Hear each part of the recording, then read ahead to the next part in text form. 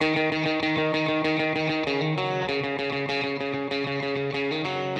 the creators of Relevant Magazine, this is the Relevant Podcast. And in this life you'll see the light, 'cause you got me. When all the roads are being shut, don't worry much, think big and strong. Yeah. It's Friday, May 17th, 2019, and it's the Relevant Podcast. I'm your host, Cameron Strang, and here with me in our Orlando studio on the ones and twos, our illustrious engineer, my brother, Chandler Strang. Hello.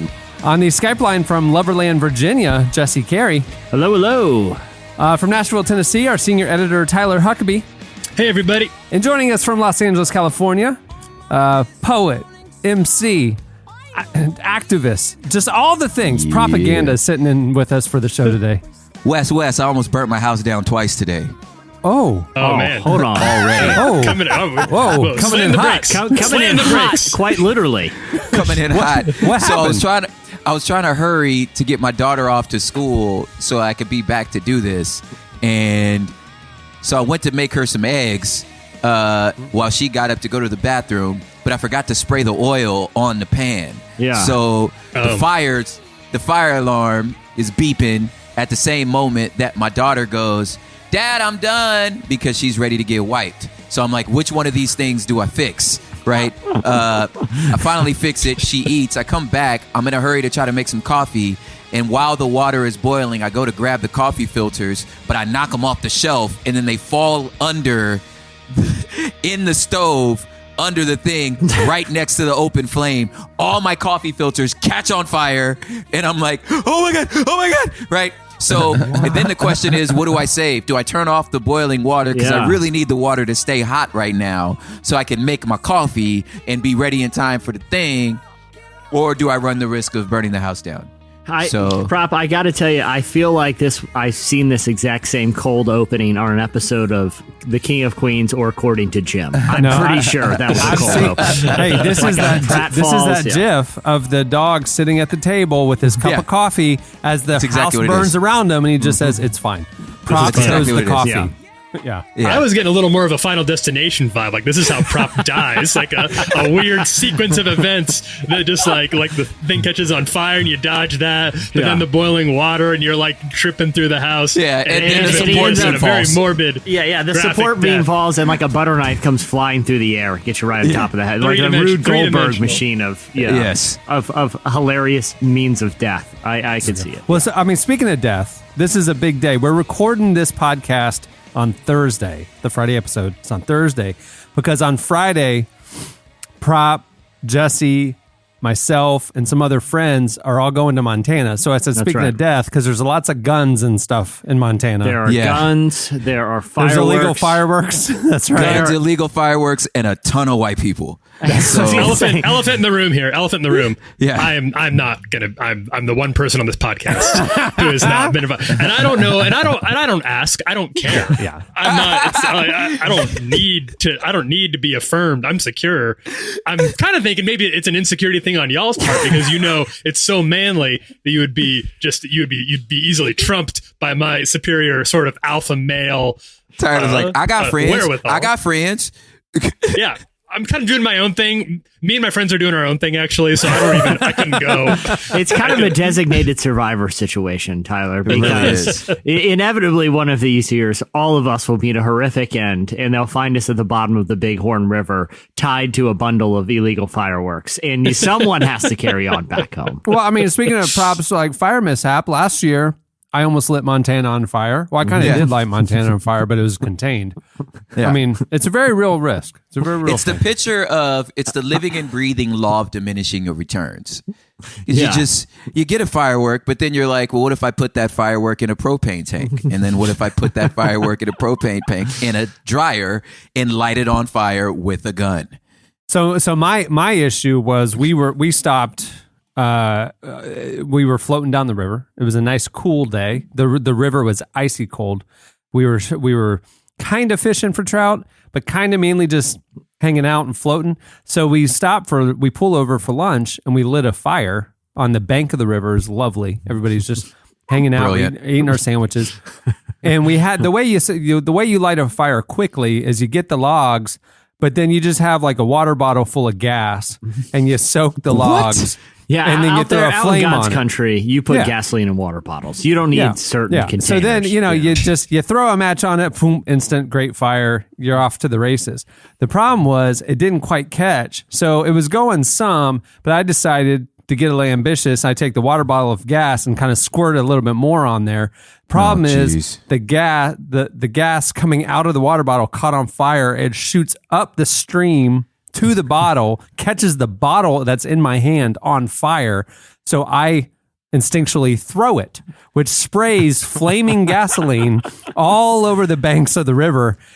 I then tumble down the hill into the icy river. Almost was swept away. Almost catches my waders, which would have swept me down the river. I cling to the shore. I didn't float away, but the shore is on fire and the water starts to burn because of the gas. And had you been swept away, there's nothing we could do because there's a wall of fire between y'all and me. you and everyone. There's just simply nothing we can do. It's just the way of nature at that point. Yeah, it's natural selection at that point.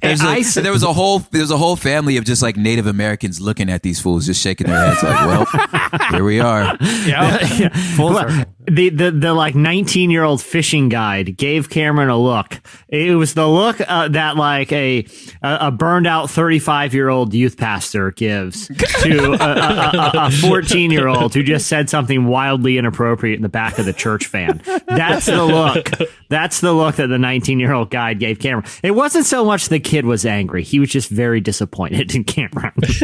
Yes. And then word got back to the rest of the group, and I'm not allowed to set the fires anymore. So yeah, Cameron's not allowed near fire. Where you were with us a few years ago when we stumbled upon arguably the world's greatest firework place. Oh yeah, that was the most amazing experience. I can't believe this. I want to go. Jesse, will you take me this weekend? I want to see this place for myself. I will gladly take you. Oh, because you didn't go. I didn't go. I wasn't there. It literally had a dungeon in there. I remember we were walking down the stairs into this guy's homemade. It was like he was like write a script. Yeah, he was like the Walt White of fireworks. You know what I mean? Like he had this underground base where he was just concocting. Willy Wonka, only not lovable. Just terrifying. Like he asked us to go outside so we could watch him test a few things. And I don't think he was asking. It was just like, okay, I need, for some reason, he seemed like a very lonely individual. It was Didn't just you say He when you clearly first- lived in the back. He clearly. We're telling this story terribly. Yeah, I would say, didn't you say when you first walked in, it was like he was surprised that somebody came to the store? Hey. Yeah. And then he's trying to feel us out for a little bit while we're just kind of, milling around the store where it looked like everything on display was only one item deep, like clearly like a facade, And then that's when he offered to take us downstairs to show us the real stuff he's been working on. And so, I mean, we're not going to turn that down. And it is like a dungeon under there that he dug out. And that I have a prop. I think you're right. Like, I think he sleeps down there on a cot and his only friends in the world are homemade concussion grenades that he toils away on, Yes. He clearly was waking up from a nap. Like, you live in the back. You got up from a nap. It was like, you guys want to see the real stuff? Yeah. Like, wasn't he like blowing up appliances or something back there? His friend. No, that was his buddy telling war stories. His friend showed up, and his friend, looked like the type of guy who the pinnacle of his existence is finding appliances to jam with fireworks and blow up in open fields. And he was like, this one I call about a 3 refrigerator because you put it in the middle, 2 on the side, it'll take all 3 out. That was his measure of how, wasn't like gunpowder. Those are bombs. Those are just bombs. I was like, that's a weapon. He's making IEDs. He is literally making IEDs. This dude absolutely, unequivocally, 100% was a roadie for AC/DC's Europe tour in the 80s. Absolutely. It's like if the dude, like the Big Yeah. Lebowski, was also a pyromaniac and lived underneath a fireworks stand off the highway in Montana. That's Yeah. pretty And much just this decide- guy's existence. Yeah, he decided after his 5th wife that he's just like, I'm just gonna live in a trailer in Embrace the Montana. inevitable. It's not worth Embrace the it. hassle at this It's not point. worth Yeah, it. I'm just Yeah. Now he's got an old lady. That's what he calls his girl now, his old lady. And ironically, she is an elderly woman. And this guy's probably only 40. So. Probably just accurate. followed the bus of the AC/DC tour in the 80s. Yeah. So Well, I'm excited to see you guys. It's gonna be an early morning flight to get out to Montana, but Yes. it's always a Yeah. highlight of the year. It's gonna be fun. oh yeah. Yeah. Well, we have a great show in store for you guys today. Coming up later, we talked to this is just a dude episode. Ben Higgins, the Bachelor, is joining us. The former Bachelor and Bachelorette star discusses the role faith plays in his life and how he's using his platform now to make a difference. So there you go. Ben Higgins is coming up. Yeah. Very Well, the Bachelorette just started back up. Are you guys watching? No. I mean, Cameron is. Cameron is. I dabbled. All right. That's a hard No, no. you watch. Yeah, just embrace it. Be like the guy you were just talking about, the bomb maker. Embrace the inevitable. Lean into your vibe. The tough thing about that franchise, This is for the me, life you have chosen, Cameron. voyeuristically, I'm interested in passing, right? The problem with the show is you can't just like watch a little because they space it out so much. It's like over a 2-hour episode, there was maybe 17 minutes of content. You know what I mean? Like it's all recaps, it's all crowd. See, that's what I can't do. That's why I'm like, yeah. all right. It's horrible. Life is short. Yeah. I mean, I had a clicker in my hand. I was fast forwarding. It was like all I was doing was fast forwarding. So, So it's like, but your problem isn't with the premise or the content. No, it's with no, the all of it. format. No. It's with Yeah. the format. Those No. 17 minutes are gold. No, But listen, it's a car wreck on the side of the road, right? But like you're in traffic for like 3 hours waiting for that payoff to see actually what went down. This has got to be huge. And then it's just like a fender bender. It's just like, it's just nothing. It's just, I don't even care. I don't even care. Hey, you guys want to see a show purposely defined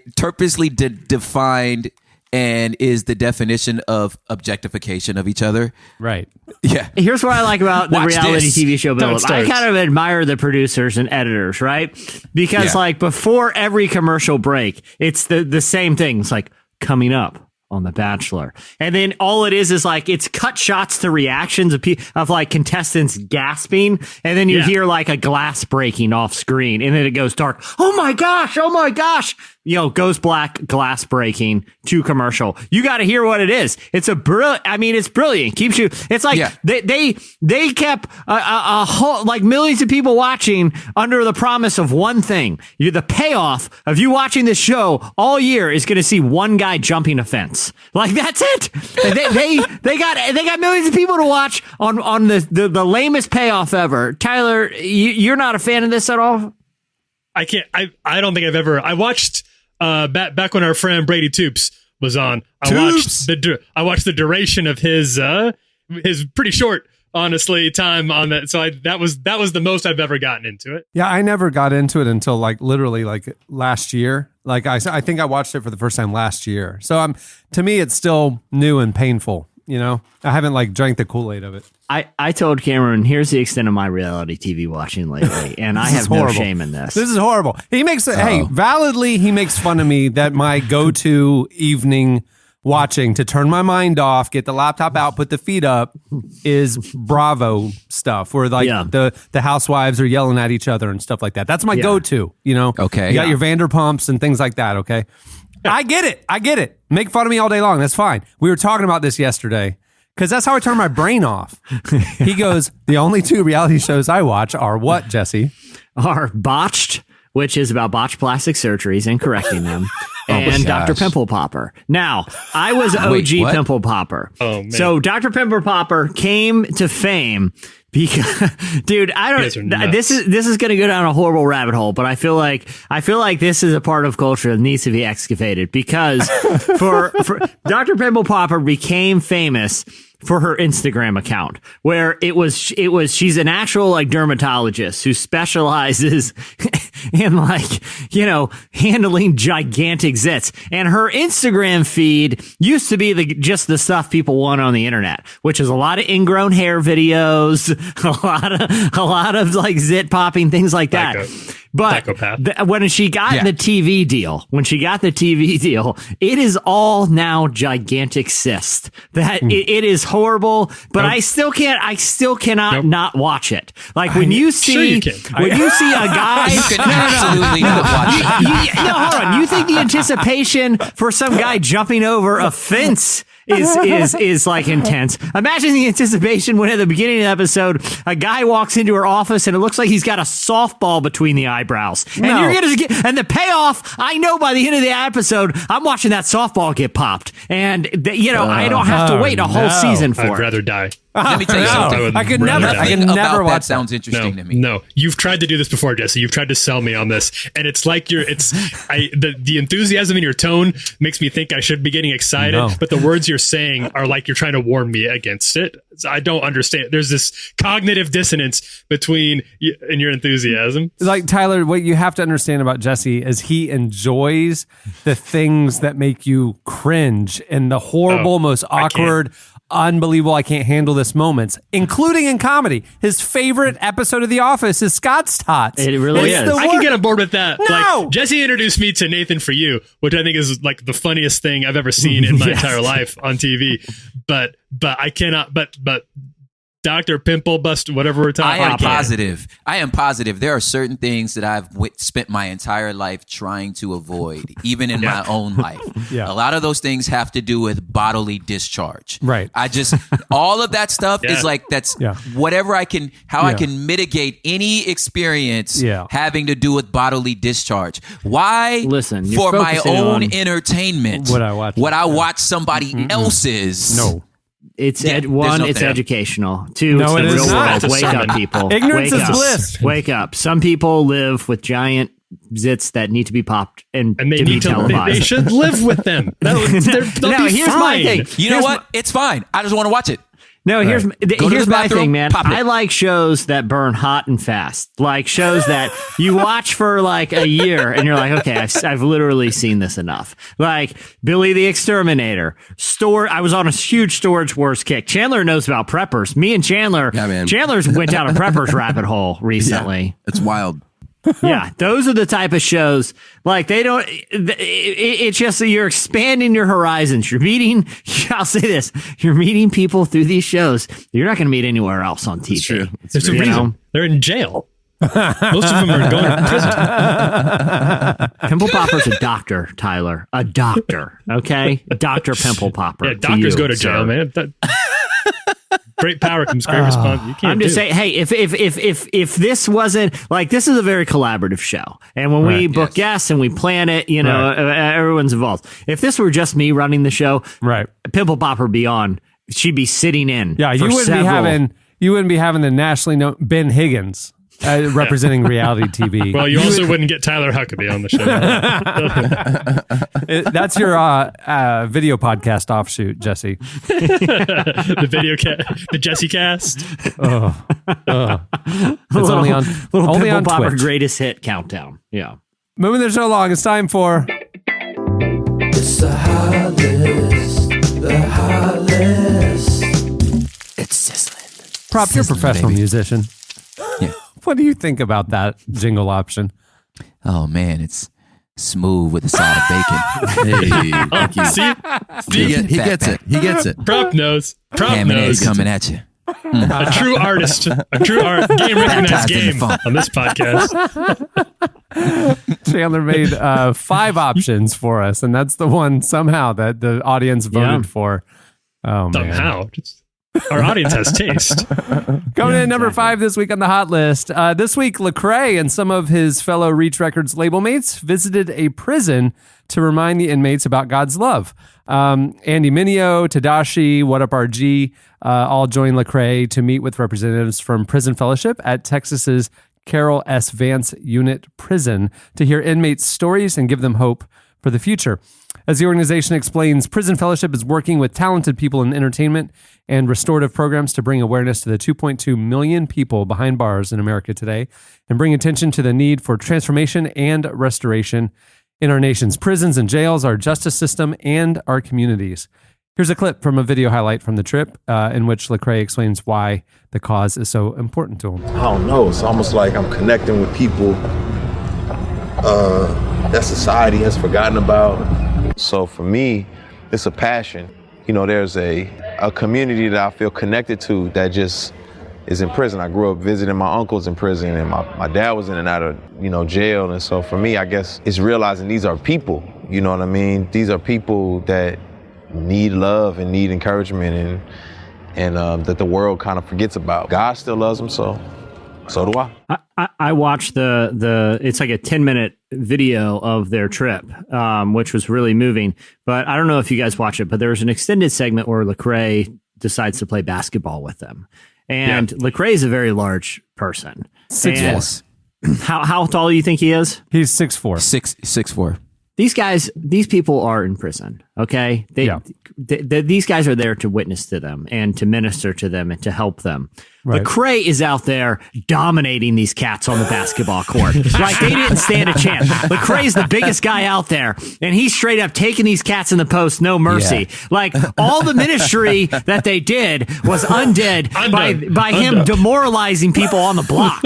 Like, Here's the reality. I've toured with everybody in that video. I've toured with them a number of times. Yeah. Right. Lecrae can hoop. Andy is incredible. Andy's an incredible basketball player. He's just naturally athletic, right? We call him Allen Irishman. Like, he's amazing, right? The ringer is this man AT, right? Who is taller than Lecrae, right? Number one. And number two, AT went to the D League. Like, so AT used to run Collision Records. Him and Lecrae have been best friends forever. They're all in this thing. So when I'm watching this thing too, I'm like, okay, I can't believe y'all are playing with these men right now. I hope they throw a million bows. Well, that's the thing is, they can hoop, right? And here's the best part: is Lecrae has the best, most ugly basketball game. Like, his game is ugly. Listen, okay? I watched the video. So effective. Right. Well, that's the thing. Part of the video is him in prison cells with these guys who are like at the verge of tears, talking about when they get out, how their life's going to be changed, how they're going to like reestablish a relationship with his kids. Then Lecrae's out there.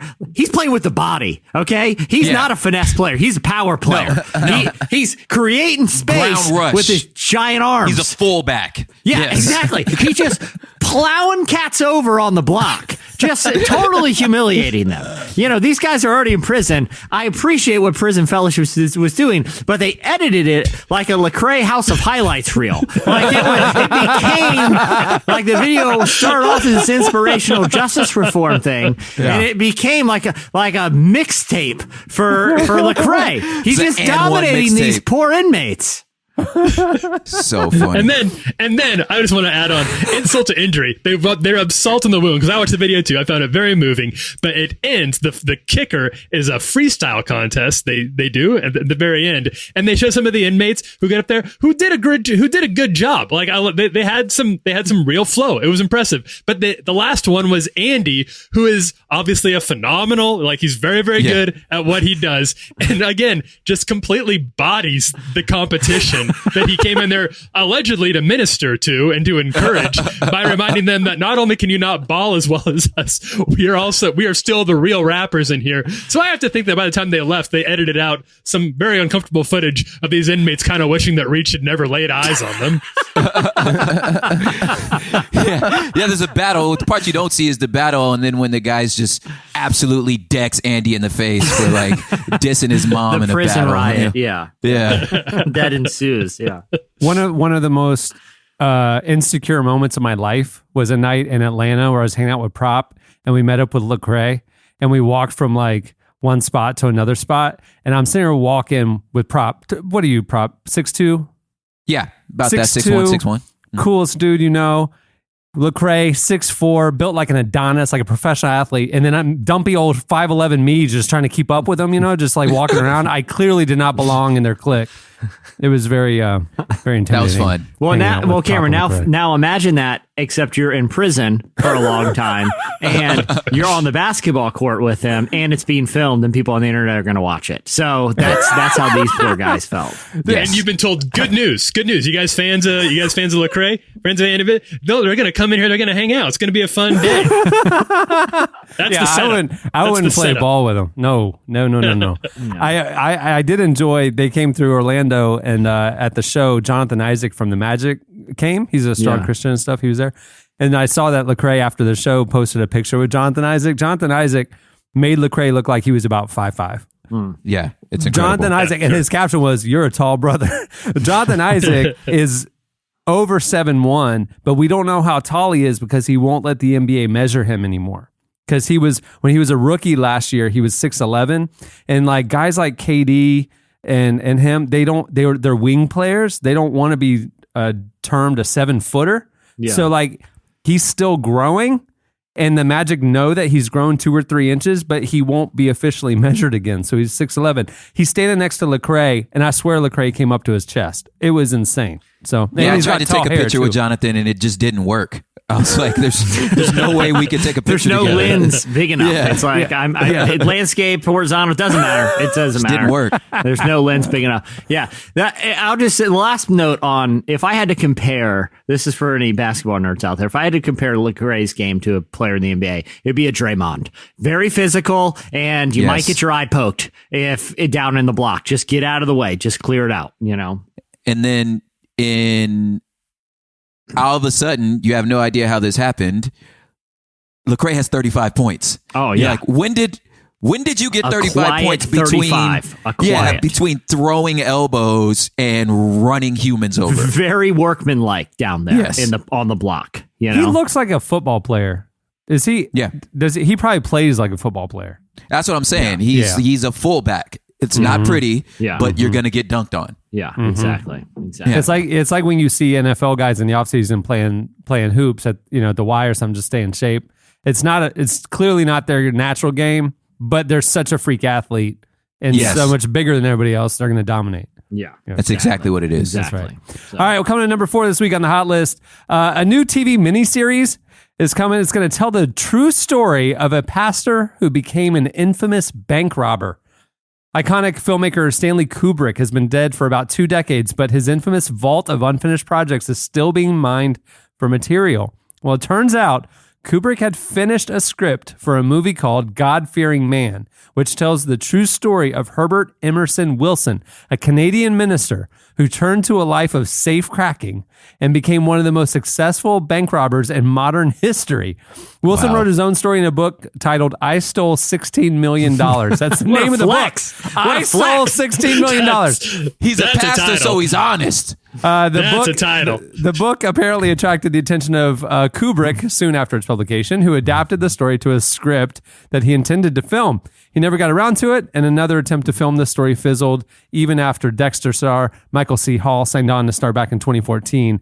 But production on the series starts later this year. That's going to be crazy. Yeah, I stole $16 million. I think it was written from prison. And I think, this guy, Herbert Emerson Wilson, he's pretty old. This script's been around for 20 years, but that didn't stop Lecrae from dunking on him. The man's 90 years old. And Lecrae just took it to him, threw an elbow, threw a knee right to his rib cage and just lifted on him. Just right, you stole $16 million. I'm about to steal your dignity. Boom, and he just dunks right on him. I stole 16 million buckets. Yeah, that's right. That's right. What? How do you think you discover? How do you think you discover a talent for bank robbery? Like, at what point do you realize? Does it occur to you, especially in the pastorate? Do you realize, like, hey, I'm kind of good at this. This could be a career for me. I'm not gonna lie. I've thought about could I get away with it, and I have 100% certainty I could. Like, if I wanted to rob a bank, I could.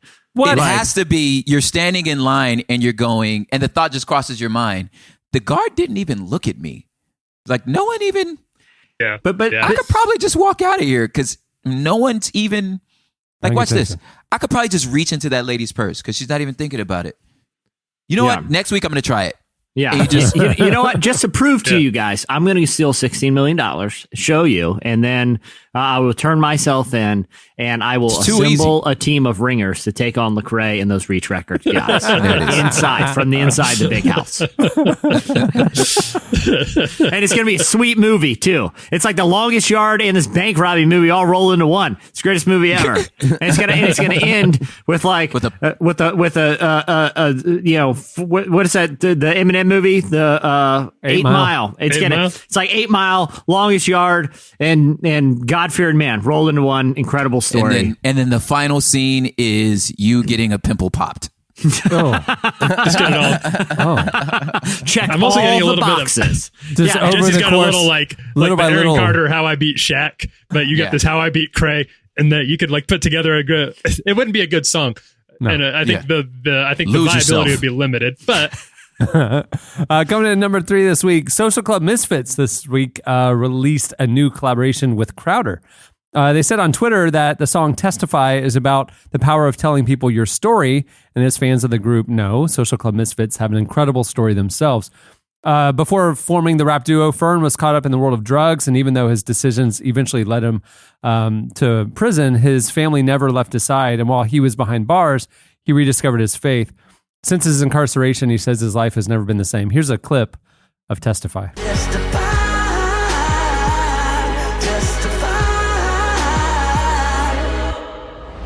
From the comforts of my home to a Now listen, when you guys are listening to this, imagine me behind bars lifting weights, getting ready for the big Reach Records game. Okay, this is playing in the back. In the trailer, It's a montage. in the trailer, I've already robbed the bank. That's set up very quickly. Now most of the trailers are workout montage. Chandler, turn this up. I'm lifting weights. Okay, I got a picture of Lecrae in my cell, and I'm shadow boxing him. I mean, it's out raining on the prison yard, and I'm just shooting. I'm just practicing my jump shot in the rain. You guys are picturing it, right? While this song is playing, you see, it's going to be really good. In my car, they have like streaming stations on the thing, and the new hip hop station, New Hip Hop Now, I put that on last night, and lo and behold, Testify by Social Club Misfits. Oh, wow. Playing. Yeah, Well, There it is. good for them. That is gonna, and then like I said, they're on a soundtrack of the hottest movie of the summer, and so it's really something. A lot of Oscar, a lot of The buzz. shadow boxing the poster of Lecrae in your cell. That's the thing. That's the one. That's the one. You know, that's And it's not even like new Lecrae. It's like Jesus music Lecrae, where he's just like the big tall tee, like bald it's head. whatever I can get in there. It's whatever they can smuggle me in. You know, something to motivate me. The prison guard's like shaking his head, like that boy doesn't know what he's getting himself into. Yeah, But he doesn't you stand a believe. chance against Lecrae. Yeah. I'm out there in the rain, and the warden is looking down on me on the watchtower, just shaking his head. You know, like, oh, this is Misguided What's this guy soul. doing? Yeah. He doesn't know. He doesn't know. He's only 5'11". What does he think? Lecrae's his size? He doesn't even know. What a stupid man. Coming in at number 2, Howard Stern this week shared how a cancer scare helped him realize his own narcissism. In an extended interview with The Hollywood Reporter this week, he said that back in 2017, he thought he was going to die, and the experience has allowed him to think about his career in a new light. Though a growth in his kidney turned out to be benign, Stern said that before the results came through, he thought about the, quote, mountain of regret he's had in his life. He now says he can't read his old books without being disgusted with his own narcissism, and he wishes he had conducted almost all of his old shock jock interviews in a way that was more compassionate, less outrageous, and more service-oriented. Wow. He says that interview with Robin Williams still haunts him. He says, I loved Robin Williams, but there I am beating him over the head with explicit questions. I could have had a great conversation, but I'm playing to the audience. They want to hear outrageousness, and that's my arrogance thinking that Robin Williams can't entertain my audience. How stupid am I? He now says the early career antics were fueled by his desire to be the greatest and his desire to knock down anyone who threatened it. He said, I lashed out at anyone and everyone whose career was prospering. I thought I should be at the center of the universe, and whenever it seemed like someone else was, I couldn't accept it. Wow. Man.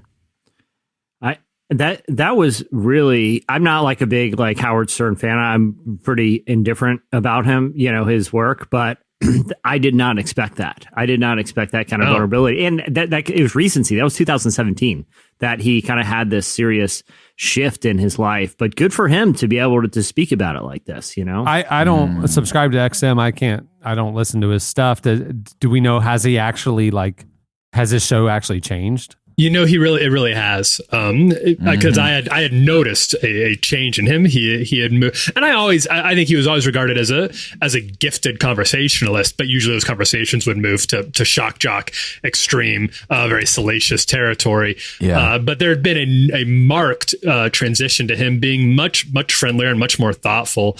And I just figured, he's getting old, and when you get older, you just mellow out a little bit. But apparently, there was a real definite turning point for him, and it's really cool to see that he had some time to really reflect and made a tangible, very definite change in his life. Yeah. It's a lot of times people have to hit bottom, before they can turn things around, and obviously being faced with the prospect of dying is kind of a what have I done with my life kind of moment, and you get a second chance. You don't want to waste it. Yeah. That's cool.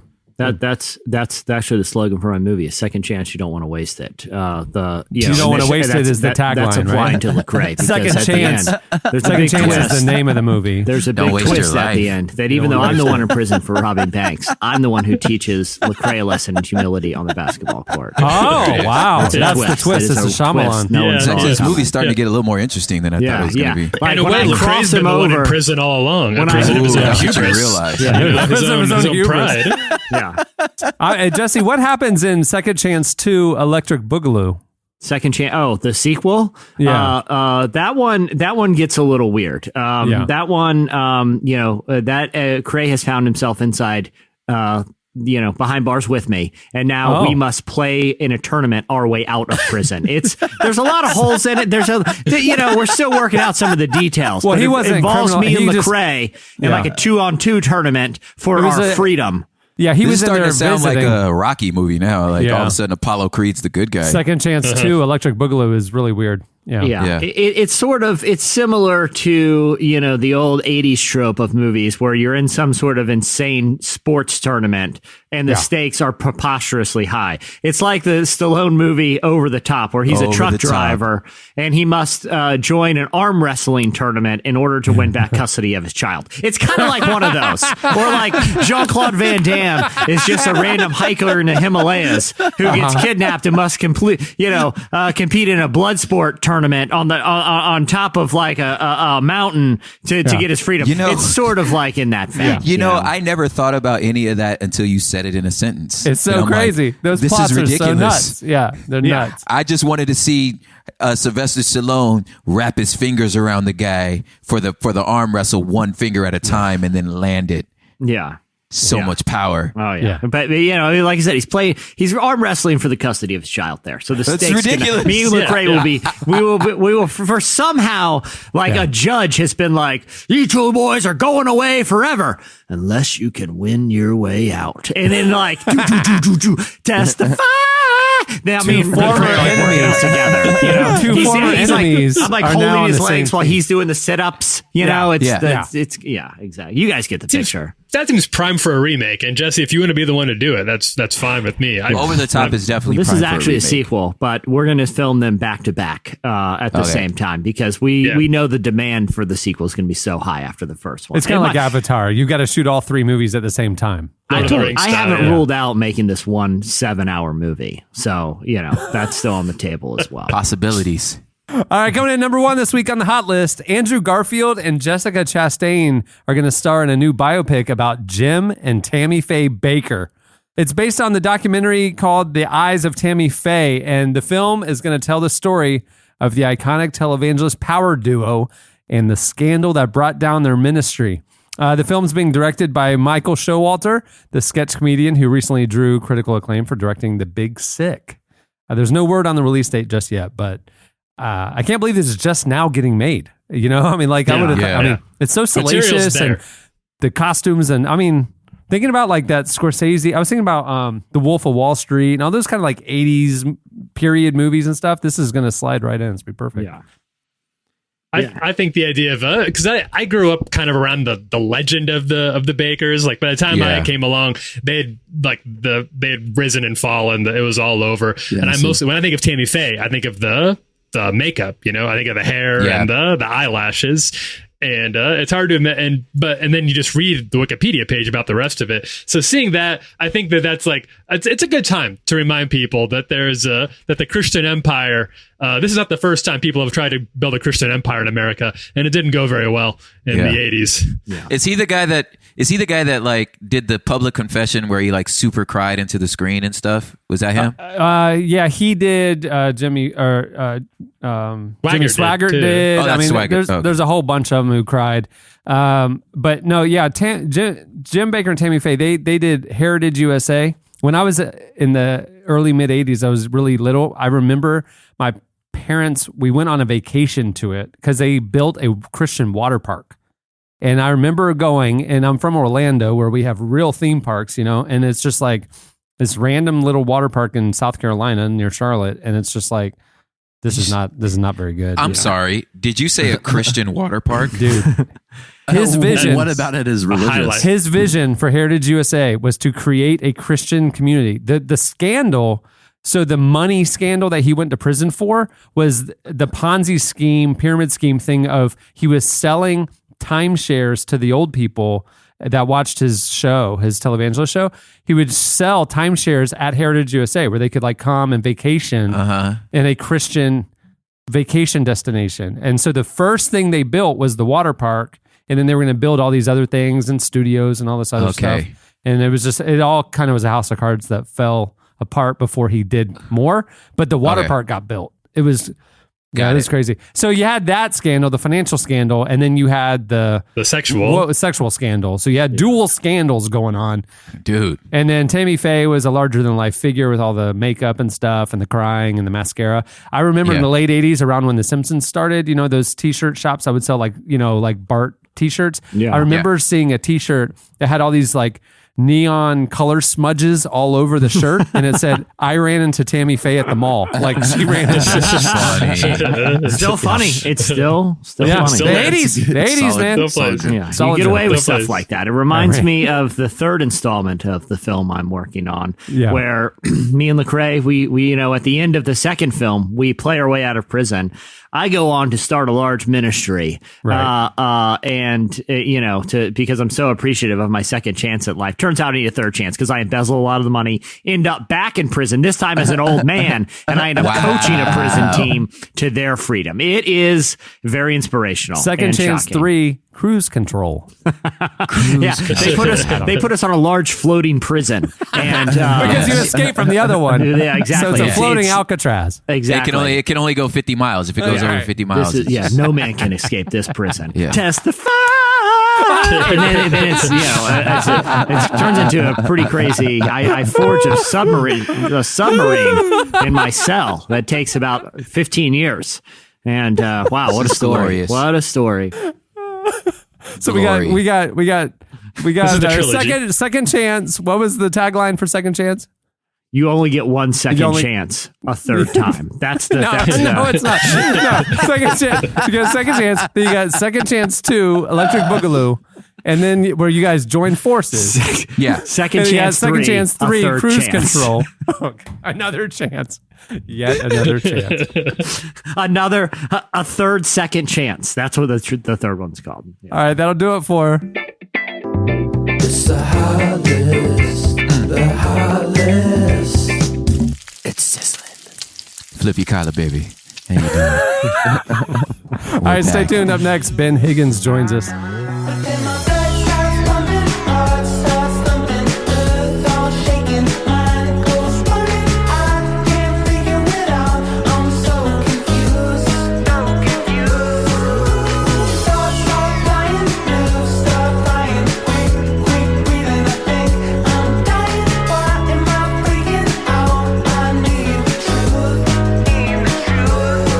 Listening to Aaron Taus. The song is Dazed and Amused. At the beginning of the podcast, you heard Moses with 'Cause You Got Me. Well, today's episode is brought to you by Quip. One of the most important things we do for our health every day is brushing our teeth, yet most of us don't do it properly. Quip is a better electric toothbrush created by dentists and designers. Quip was designed to make brushing your teeth more simple, affordable, and even enjoyable. Jesse. People brush too hard, and some electric toothbrushes are too abrasive, so Quip's sensitive sonic vibrations are gentle enough on your gums.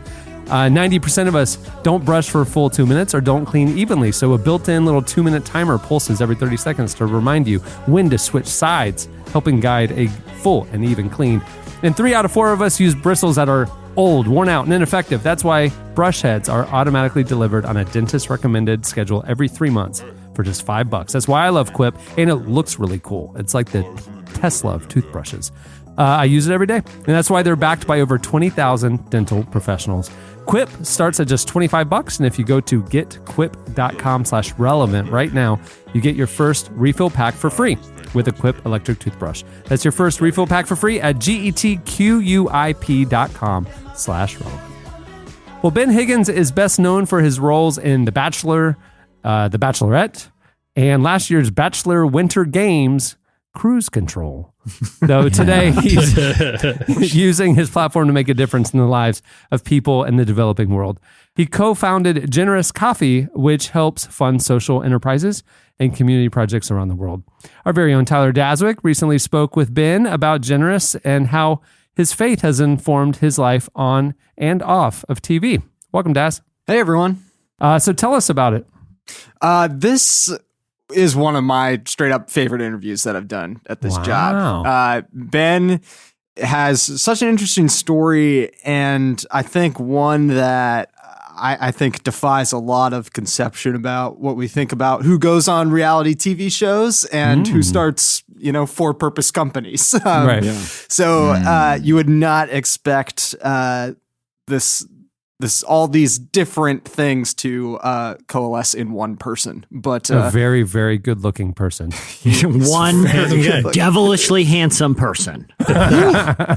So here's the background on this guy. Ben grows up in Warsaw, Indiana, tiny town, best known for being the orthopedic capital of the world. Of course. I found in my Yeah, that's research. what I was going to say. Yeah. Also, sister city, Warsaw, Poland. No, I don't know. I didn't know that. I just, Wow. Sure. So Why not?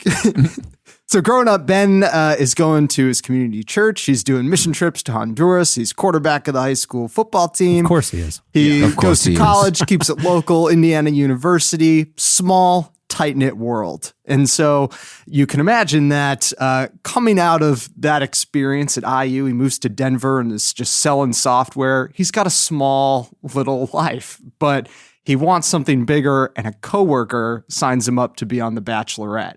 And he gets on the show.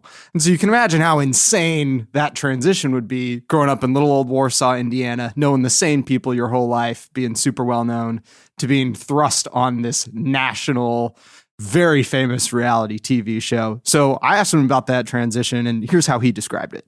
When I went on The Bachelor then, and you want to hear about a show that creates stories, I mean, everybody on that show has a story. They have a powerful story, one that is unique and interesting.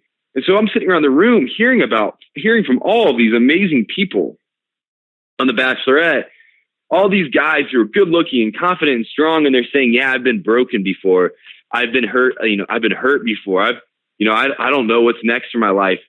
And I'm sitting there and my world is just getting rocked. Like the peaceful community, the peaceful family that I had always known did not exist. That wasn't the common denominator in that house when I was on that show. And, for me, that's why I think I said it to you last time. It was the first time that I think I was truly exposed to the world. So something I really respect about Ben is he doesn't belittle his time on the show, even though he's pretty removed from the universe now.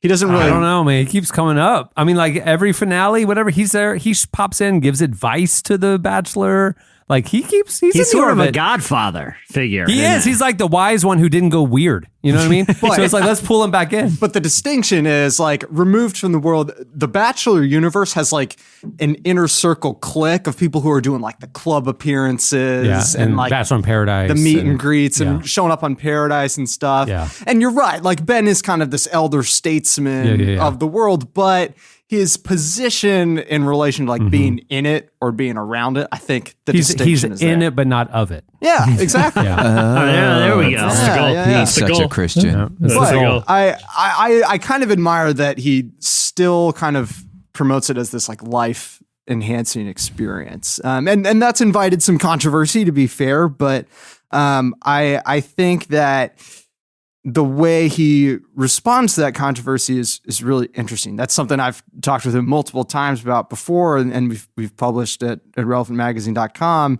is how he deals with the pain of Christians approaching him and saying, you are not a Christian because you went on this show. I do not believe you are who you say you are because you went on this show. And he says that was one of the hardest things he had to deal with in the aftermath of being The Bachelor. And so when we kind of pressed into that response, he really processed that in the interview. It was cool. Here's what he said.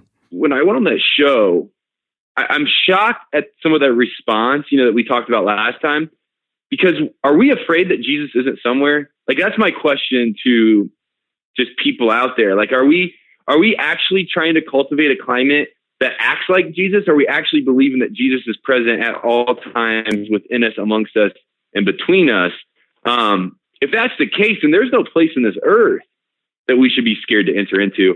And there's no place in this earth that we should really be fearful of learning from. So have you guys he's ever nailing it. Yeah. He's nailing it. Have you I promise this is gonna create a through line. Have y'all seen the Pixar movie Ratatouille? Of course. Oh, Yes. Classic. One of the greats. A rat has no place in the kitchen. So get out of here. Is the point. I'm So- already seeing the youth pastor tie in. Ratatouille has this key line that says, not everyone can be a great artist, but great art can come from anywhere. And through my time at Relevant, I've kind of built up this Ratatouille theory of Jesus and popular culture. Not everything in culture is Jesus, but Jesus can appear anywhere in culture. And I think that's exactly what Ben is talking about. You saw this week's Dr. Pimple Popper, didn't you? He's actually, what's crazy is like he's actually articulating a lot of my experiences as a hip hop artist and a believer, in the sense of like, hey, why are you touring with this person? Why are you doing this? Why you do a song with this person? Why are you on this stage? And it sounds like I found what he's found, where it's like you have this romanticized picture of where your persecution's going to come from. Like, it's going to come from the world, and this, and the world hates you because they held Jesus. And the hardest heat and vile words I've ever gotten are from other Christians, who all just disapprove with how I see the world, the turns I'm making, the choices I'm making. And it's like, I'm having the same experience he's having, where I'm like, I'm seeing beauty and flourishing and the fingerprints of the Father in all these environments that all of y'all told me I'm not supposed to be in, so I'm like, yo, man, good on you, homie. Cause that's exactly what I experienced. That's awesome. And I think it makes it so much more powerful when you are in a position like that and you leverage it to make a really positive change. And that's exactly what he's doing with his company, Generous Coffee. So, I mean, we talked about kind of the typical post-Bachelor life where you're doing, club appearances and earning those like 5-figure fees to show up at a nightclub and have a little VIP booth. But Ben goes and co-founds this for-purpose company. And so Generous Coffee, it's this coffee company, and all their proceeds go to nonprofits. And one of them is this company, Humanity and Hope United, which is working towards sustainable change in Honduras, where he did those mission trips growing up. It's all full circle. It's really cool. And he's the CEO. It's his full-time gig. He doesn't make any money off of it, but it's what he puts most of his time into. And so I asked him, why do you commit to go fighting poverty when there's all these perks of celebrity right in front of you? And here's what he said. for me in my life, the sector I'm going to stay in is human services, and the solution we're trying to solve is fighting human injustice, and that's poverty, and that's sex trafficking, the things that just make anybody feel less than. Just not an option, and I think it also comes from like this cool little passage that we skip over a lot, where Jesus says, like, the desire is to bring the kingdom of heaven to earth today. Now, whatever you believe the kingdom of heaven is, and however you believe that's coming to earth, and whatever, I would like to believe that we have a piece in that, and that we are called to cultivate and to be a part of this world, and to try to bring the kingdom here as well. And I want to be a part of that. It probably, I mean, if anything, it makes me feel like I'm doing something. How cool that this like small town guy had this kind of global perspective shift through a reality TV show. And now on the other side of it has this mission motivated by his faith. Did you ask him about his dating life? I was told a little bit about his dating life. Let's hear the clip.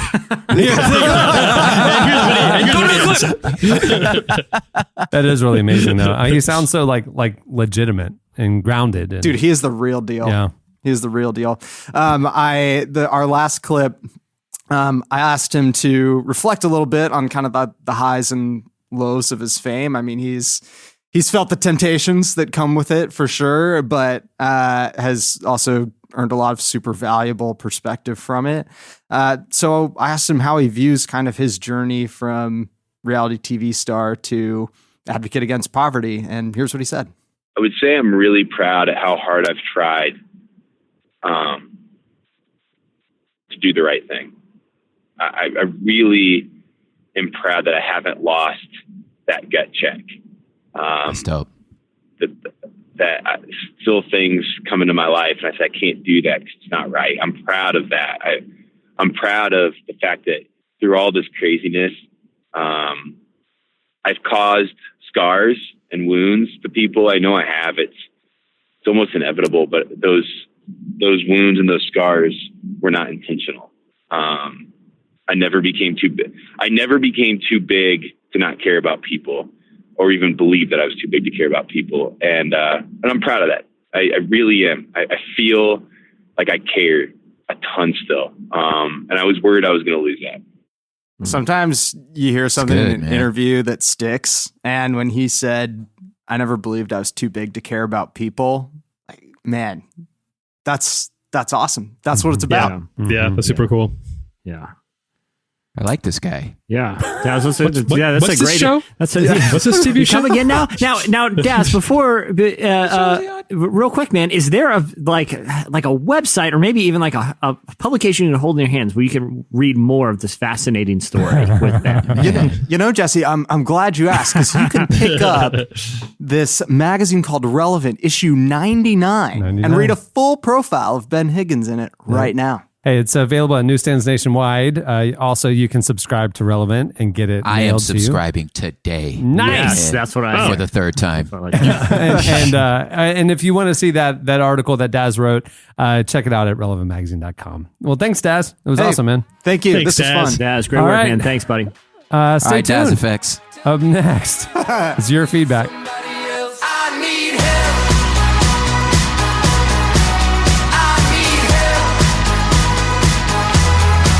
When you think about living life on mission, you might imagine people who dedicate their lives to living abroad and spreading the gospel.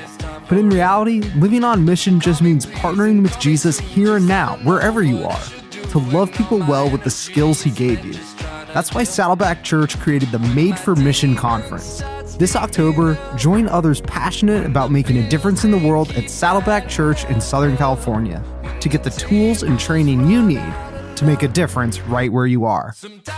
At the Made for Mission Conference, you'll unleash your life's mission, learn practical skills to serve, and find out how to turn your church into a hub for change. Hear from speakers like Pastor Rick Warren, Brian Fickert, David Garrison, and many more. There are even opportunities for hands-on ministry training for issues like human trafficking, the opioid crisis, orphan care, racism, refugees, poverty, global health, church planting, and more. The Made for Mission Conference takes place October 1st through 3rd, 2019 in Lake Forest, California at Saddleback Church. Learn more and get your tickets today by visiting madeformission.church. That's madeformission.church. Use offer code RELEVANT to save $25. Sometimes I just need a little help. Why do I try to take the world on by myself? I'm asking you please a little help. Tell me you'll be there when I need somebody else. I need help. You're listening to Fits in the Tantrums. The song is I Need Help. Don't we all? All right, it is time for your feedback. All right, last Friday on the show, we asked you. Okay, so we got talking about Weird Al Yankovic songs for some reason, and Liz Bohannon was joining us, and she said she confessed to all of you. She did not intend to do this. She admitted that when she was 11, she wrote a Christian version of Ace of Base's song, I Saw the Sign. And I think it was, what were her lyrics? It was, I saw the word. I saw the light. I saw the light, something like that. She made a Christian version of the an word. It was, I that's heard right. the I heard word. the Oh my words. gosh, that's And right. she had Yeah, choreography and everything. It got us thinking, have you guys ever written Christian lyrics Good Lord. to Every single one of you mainstream song? And apparently every one of you have done this. There were so many replies. I've never done this. I had no clue that this was a thing. Let me let y'all into California. Please do. Urban outreach culture. Okay. Yes. I didn't know this happened. Yeah. That y'all had this. This was coming up for the feedback. Right. But there was a ministry called the Set Free Posse. Okay. It was Amen. totally for like just hood black and brown kids. They would post up at Venice Beach. They had like break dancers. They had a whole rap crew called the Set Free Posse, right? It was Set Free Ministries. They were all just like these cholos and hood kids. They would make mixtapes of all the top 20 songs on the radio, and this whole crew would redo them with Christian lyrics. And you could buy the album. I remember Let's Dance, Christian Active, right? The Lighter Shade of Brown song. I remember, we were chilling in the park, just waiting for the outreach to start on a Sunday afternoon. It was a Sunday afternoon song. How is that legal? They were selling whole them? ministry. Hey, I give them away. I'm here for it. Yeah, listen, if there's anything that Whole ministry built on it. Yeah, I was going to say, if there's anything that a breadcrumb and fish t-shirts taught us, that copyright is you can skate nothing. by. Jesse, that was your hubris, and then it got you landed in jail. And then I ended up in the world's largest floating prison. For stealing music and rewriting it with Christian lyrics. This summer. Yeah. Oh, no. You Second did a Chance Christian 3. version Right. of a Lecrae song. Yeah.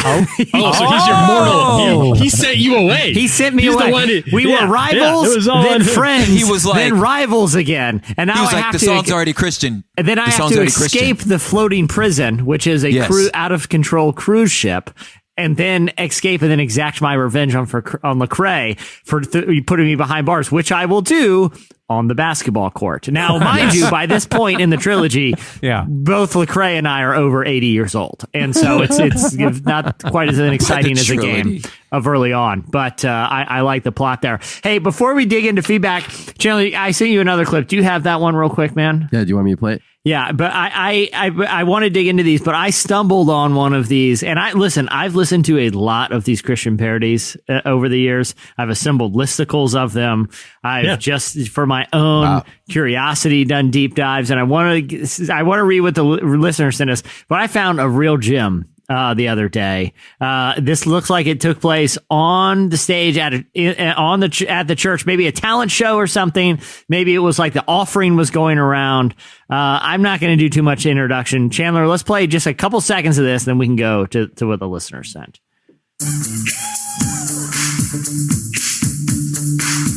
Like it already.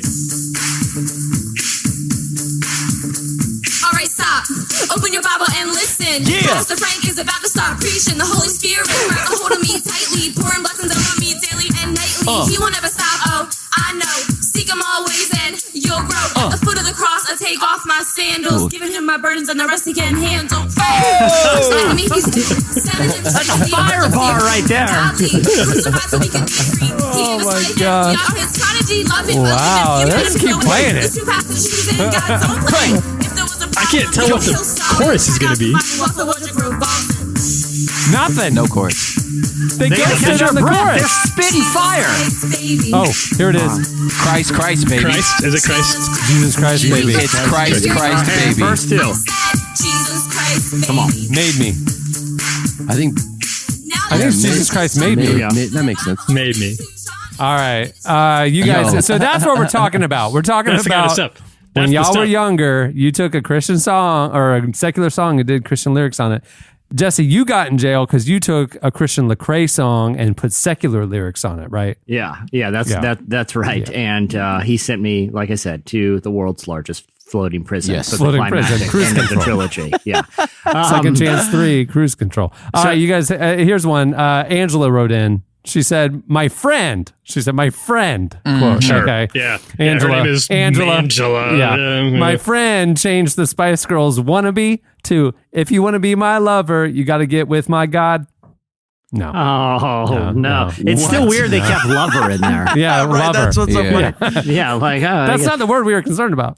Yeah. Logan, and we were talking about this before you got on. This is Prop. I want to hear because they actually provided the lyrics, and I'm going to Okay. perform it right now, live, no rehearsal for the I'm banger. gonna send you back to prison. Yeah, exactly. For the All right, go banger for it. that Logan says his fiance Shelby, her brother and cousin, created. It's an old town road. It's an old town road remix. Okay. Okay, here we go. I've got my What? hymnals in the back, King James in my lap, communion in my hand, and a preacher on the stand. Careful Hey. not to tease. Got a skirt down to my knees. Open the Bible first, the Ecclesiastes. I love it. Prop, what are your thoughts? First about my MC skills. Second about those lyrics.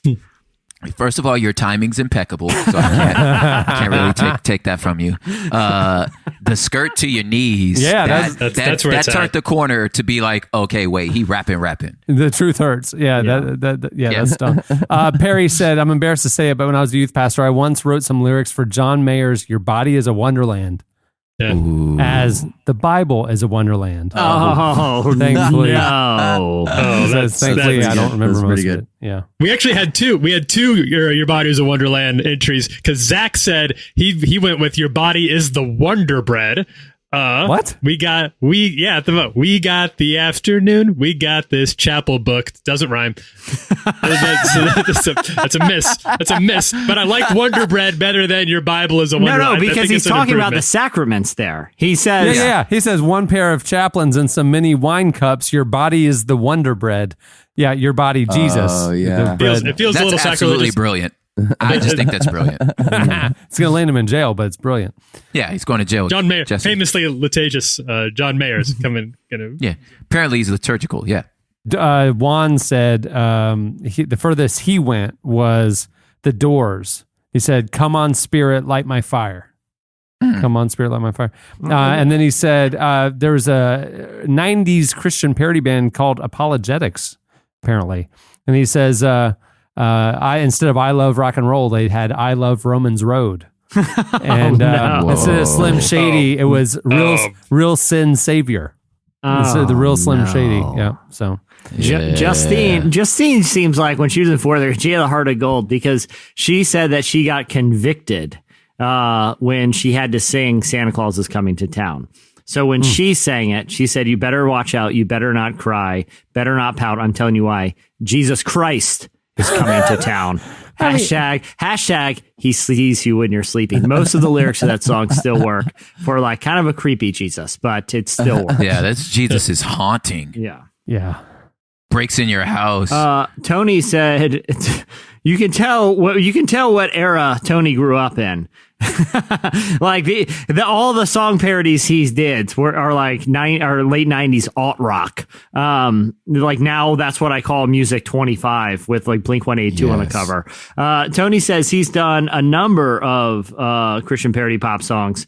But for some reason he replaced the following songs. He made the lyrics to Amazing Grace fit to the songs Blister in the Sun, Smells Like Teen Spirit, Brain Stew, the Green Day song, and of course, the Stone Temple Pilots classic, Interstate Love Song. I don't know how he did it, but I would like to hear any of those. You know? He has to send those in. There's no other way around that. You have to record those. Oh yeah, and I send would those be in. happy to. I think we discussed this last week. People should have sent us some of the clips. If it's on YouTube or on your phone or something like that. Here's the thing: I don't think play most it. people have physical evidence of these existing anymore. If they're smart, Yeah, Unless you were part of the Set Free posse. Then you guys- unless you were illegally selling them. you can purchase it. Yeah. When I was at college, a guy did a performance in front of everybody. This was college. We were adults. Like legally, we could vote when this happened. And a guy went on stage with backup dancers. He was up front, and the ladies were behind him, and he did "It's Getting Hot in Here, so let's just praise the Lord" with choreography behind it. It was Why would you praise because it's getting hot? Is it a Shadrach, Meshach, and Abednego thing? Yeah, I don't know what the causal relationship between the two. Yeah. The song didn't get into it. Yeah. It has to be a Shadrach, applying Meshach, logic. and Abednego. Left a lot to the Fiery imagination. furnace. Ooh, that's actually a good one, It's Cameron. getting hot Dang. in here. Yeah. I don't think they did. Totally I don't think about they. that. Praise the You've already Lord. thought about this harder than they did. I know we had a general practice of Clearly. taking whatever R&B love song was and just saying, "That's for my wife. That's for my wife." Oh, sure. That way you could talk about her however you wanted. You could be singing, boy. Yeah, you're basically going Song of Solomon up there. You're talking about your wife. You can literally say you can do the whatever most you want. explicit song you want. You could do any Jodeci song. It's like, oh, it's my wife. You could just straight up do Your Body's a Wonderland. Like you don't need to make it about You don't need to change it. Yeah. I'm talking about my wife. I'm talking about my wife. Yeah. All right, that'll do it for last week's feedback. There's a lot more where that came from. You just go check it out on the podcast. There's episode actually page. a disturbing amount where that came from. Yeah, Too many. Way too many. Okay, it's time for this week's Editorial question of the week. Hey. Okay, well, earlier in the show, we brought you the news, the update, the clip of an awesome thing that Lecrae and the Reach Records guys did. Doing some prison outreach and all that, and how maybe it went a little left when they decided to annihilate the inmates on the basketball court. You know what I'm saying? Probably not the intended outcome on that one. We want to know, hey, if you grew up in the church, you probably had some outreaches. You probably had some evangelism opportunities as a youth group member or something. We want to Painted know. a school. Yeah, tell us your outreach opportunities, your outreach experiences that maybe had something happen that went a little left. A little didn't work out. exactly go how y'all intended. Yeah. Okay, I got to jump in here. I got to tell two stories. Okay, They're please do. very fast. Yeah. One was my first time going to Africa to perform, right? So we were just doing the super shows, adult festivals up in like Cameroon. And This is not that long ago. Yeah. No, this is like 2000. Yeah, it's like 2008, right? Okay. So I was out there, I was performing in Cameroon, and the guy goes, "Hey, so why does he said, "Oh, we have to go to back to the school and break one of the walls because the American youth group's coming." And I was like, "What?" He goes, "Yeah, they always want to paint walls. So every year we just go and just destroy the wall at the school because apparently the youth group wants to paint our walls." Their whole idea was like, there's nothing wrong with our school. It's just this youth group would always, because they're like, I don't know, they want to paint the wall. They always say, "Is there a wall to paint?" So he's like, "All right, well, I guess we got to go destroy one of these walls." Because It's almost like Chip Gaines wants to build, he wants to redo a room, so he's going to have demo day, even though the room is perfectly fine. the room's fine. The room's already Yeah. And destroyed. they're like, What do they want? they're like, we gotta tear the shellacking out of our room They so were that like, Chip Gaines can they're put it like, back in. the guy goes, "We have no books. There's no books in our school, but the youth group wants to go paint the walls, so we just, all right, we'll just." Wow. I was like, "Oh Lord," that was one of the funniest things I ever heard. I was like, Yeah, it's like we all are those doing mission this. letters and support letters that they sent to send them over to over to another country to paint a wall at a school could have just been used to purchase books. But Also, there were able-bodied men in that village, I'm sure, plenty of people that could needed paint. employment that could Yeah. have done that Yeah, job, could have and they painted. didn't need us to come do it for them. yeah, Oh man! So tell us about your youth group, or when you were younger, your outreach attempts that maybe didn't go as intended, like when Lecrae pummeled that poor inmate. The guy when he disgraced supposed to be him leaving with in that. Jesus. And if you look back over your time, over all your outreach and your mission trips, and you think, I think they all went pretty well, actually, I would encourage you to maybe just look a little harder. Think a little Because I'm not entirely sure, but the mission trip to Myrtle Beach boardwalk you did and mimed a karate fight between Jesus and the devil, I'm not sure it led to the revival you think it did. Yeah. Go find someone that was in the audience right now. That's a good idea. Yeah. Let's go find an original member of the Set Free crew and see what they think about. I bet we could. Yeah.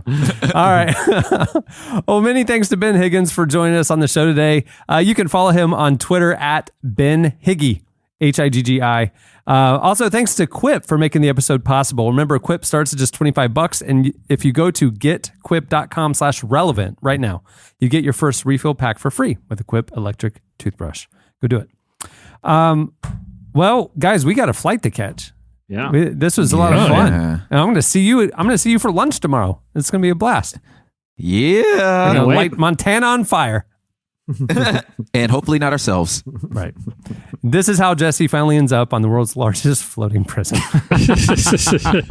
He just burns arson. He burns down native reservations. I have to play in a basketball tournament to reclaim my freedom, which takes me several years. At which point I am also constructing a submarine below deck that I will. It's going to wait till you see this movie, guys. It is insane. It is bonkers. Game of Thrones complicated. Oh, man. All right. Well, on that note, we'll wrap things up. I'm Cameron Strang. I'm Chandler String. I'm Jesse Carey. I'm Tyler Huckabee. I am Propaganda. We will see you on Tuesday. Have a good weekend, everyone.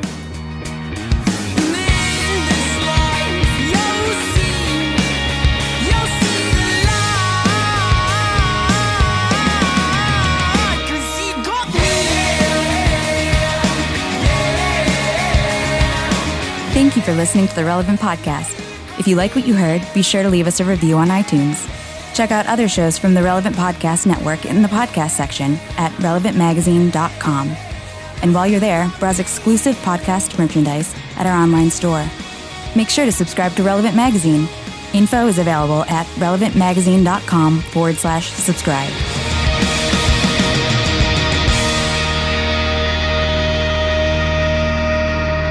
It's getting harder every day, but I'll be here all the way. Now, I was OG Pimple Popper. Relevant Podcast Network.